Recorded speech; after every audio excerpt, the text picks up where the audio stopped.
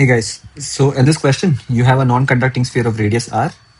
This non-conducting sphere of radius has a positive charge which is distributed over its volume, and it is non-uniformly charged. As you can see, the charge density is varying with small r over here, right? So the function of charge density with respect to r is given to us. A given dielectric constant of the material of the sphere is 1. We need to calculate what the total self-energy of the sphere here will be equal to, right? Okay, so this is a standard question based on calculation of self-energy. So with this, let me first clarify what the meaning of self-energy is. Okay, so we can define self-energy as the amount of energy required to assemble a charge configuration. The amount of energy required to assemble a charge configuration from infinity.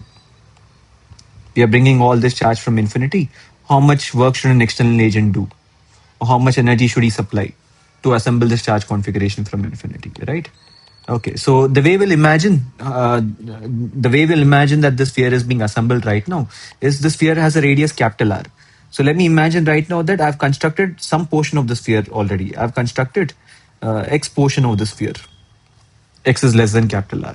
And now I'll calculate what's a small amount of work done to increase the radius of the sphere by dx. I need to increase the radius of the sphere dx. So how much work should an external agent do? That is your dw. How much work should an external agent do to bring this dx layer?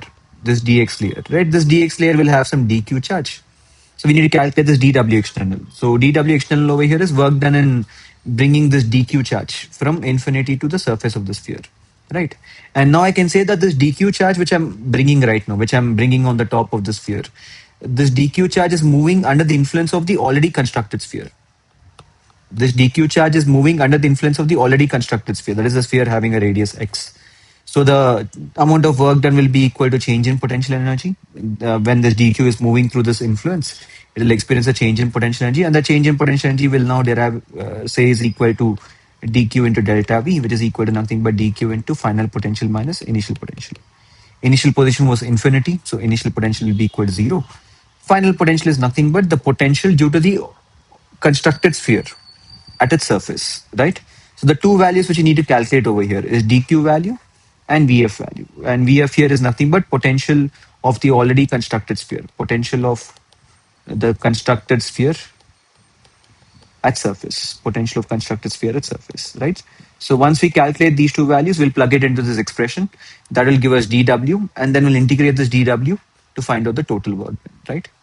Okay, so let's find out dq first. What will dq be equal to? So dq will be equal to nothing but that is this dq charge. So that will be equal to rho naught of 1 minus x by r into 4 pi x squared dx.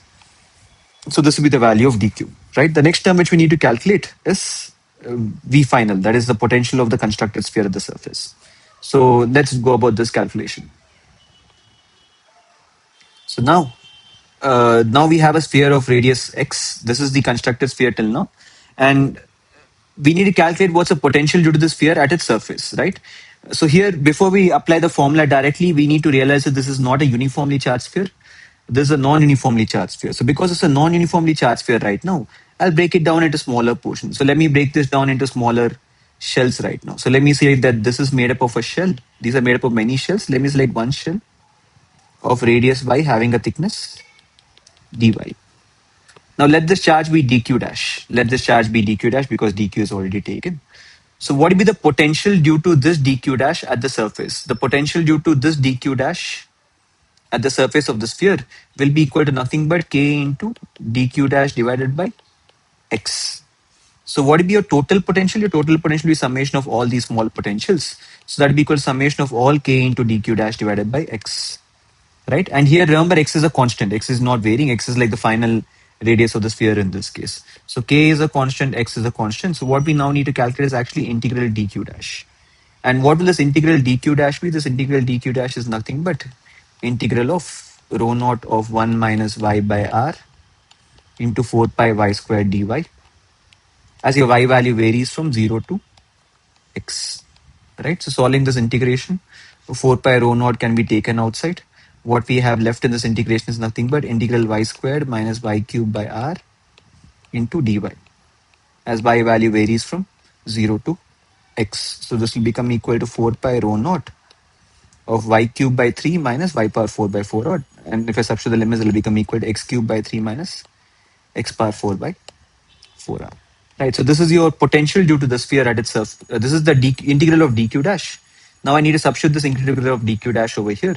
So what will be your potential due to the sphere right now? This v value, this v final which we needed to calculate will be equal to k by x. K is nothing but 1 by 4 pi epsilon naught into x into 4 pi rho naught of x cube by 3 minus x power 4 by 4r.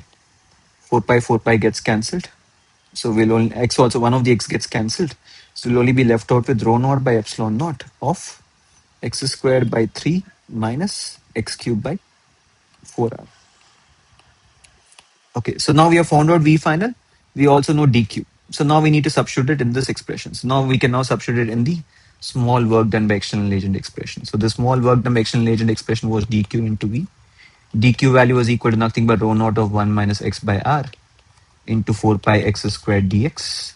And v value is nothing but v value is now equal to rho naught by epsilon naught of x squared by 3 minus x cubed by 4r. So this will be your work done in assembling this small charge. So what will be your total work done? Your total work done will be equal to nothing but addition of all small work done to assemble all the dx from x is equal to 0 to x is equal to capital R, right? So removing all the constants from this integration, 4 pi is a constant, rho naught is a constant, this rho naught is a constant, this epsilon naught is a constant. So this becomes equal to 4 pi rho naught squared by epsilon naught. 4 pi rho naught squared epsilon naught integral. What is left? X squared into 1 minus x by r into x squared by 3 minus x cubed by 4r into dx as x value varies from 0 to capital R. So this will become equal to 4 pi rho squared by epsilon naught. Expanding this term, so x squared I can take outside, so you can actually write x power 4. So x power 4 of 1 minus x by r into x 1 by 3 minus x by 4r into dx. Okay, so expanding this term right now, so this becomes 4 pi rho naught squared by epsilon naught integral. 1 by 3 will give me 1 by 3, so x power 4 by 3. 1 x by 4 is minus x by 4r, so minus x power 5 by 4r. Then next is minus x by 3r, so minus x power 5 by 3r plus x squared by 4r squared, so x power 6 by 4r squared into dx from x is equal to 0 to x is equal to capital R. So this will become equal to 4 pi rho naught squared by epsilon naught of so solving this integration directly, integrating each term, I'll get r power 5 by 15 minus r power 6 by 24r minus r power 6 by 18r plus r power 7 by 28r squared, right? So the calculation is a bit lengthy. Let me proceed ahead with this calculation in the next slide.